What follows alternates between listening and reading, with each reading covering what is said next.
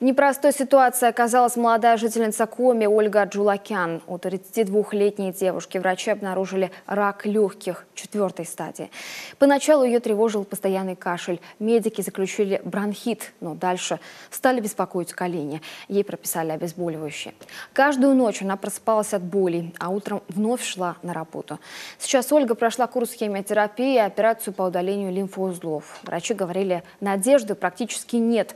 Но один из анализов показал, что спасти ее все-таки можно.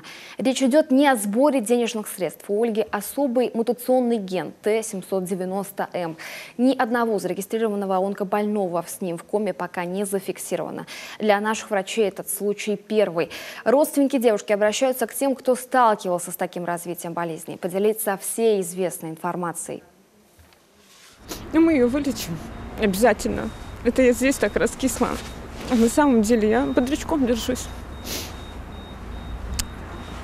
Очень так смотреть на нее, как она погибает буквально. Это тяжело. Это, кто сталкивался, они меня поймут, кто нет, они просто посмотрят и забудут.